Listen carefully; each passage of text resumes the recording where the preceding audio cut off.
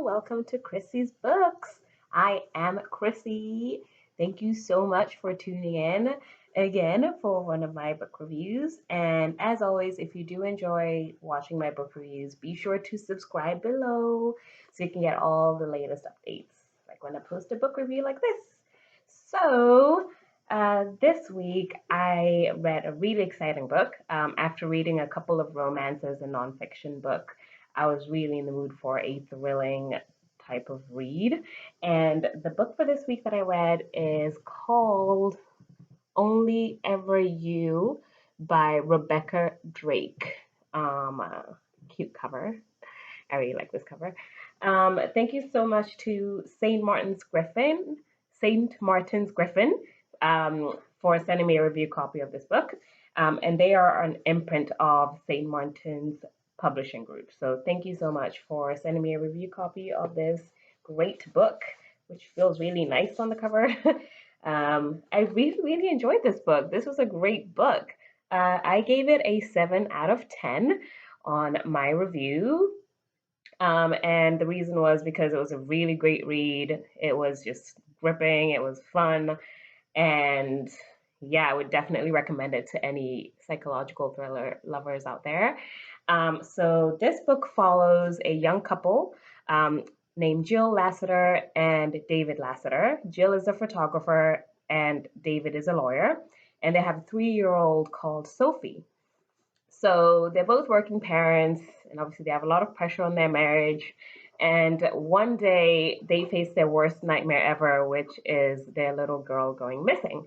So they went to a park one day and Sophie disappeared for about 40 minutes, which was the worst nightmare. And then she turned up 40 minutes later looking absolutely fine, except she had a little mark on her arm, and Jill was convinced that something happened to her daughter, and David sort of like, no, she's fine.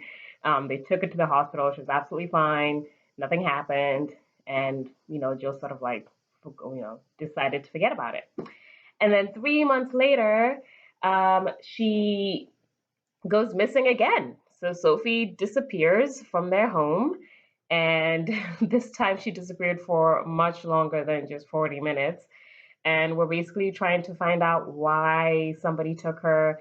And whoever took her definitely has a vendetta to, destroy their family. And we basically find out who is responsible for this and why they want to take this little girl away from the family.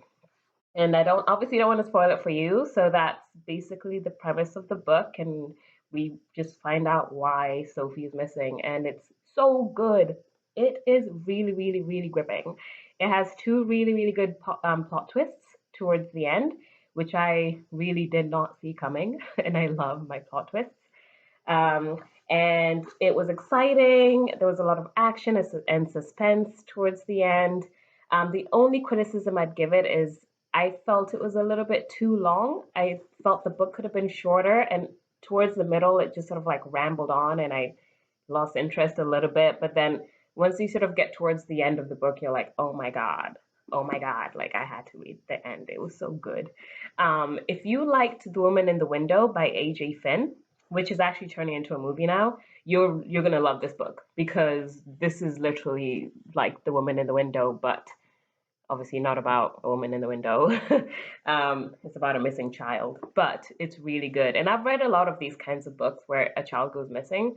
But I really liked this book, especially because the author touched on a few different subjects, not just sort of, the plot of the book, which is, why the child is missing and all of that.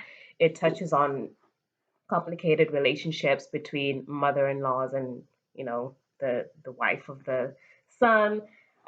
So talks about that. It talks about the difficulties of marriage and also throwing in a child on top of that who's quite demanding and needs a lot of attention.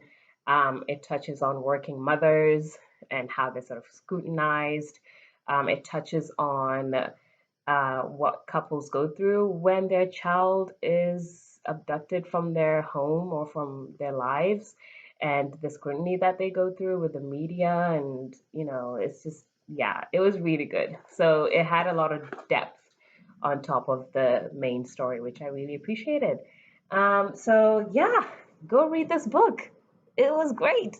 I love my plot twist, and this was a really good read. So if you're a lover of psychological thrillers, suspense, mystery, and also genuinely a really good story behind that, um, I think this is a great book. Um, and it touches on a lot more than just the child abduction, which I really appreciated. Really good for a book club as well.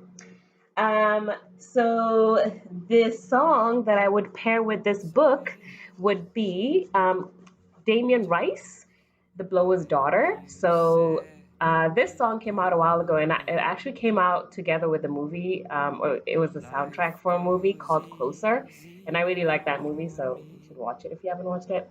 The song's really moody and like, you know, haunting, and I really like this song, and I feel like it would be a good soundtrack for this book.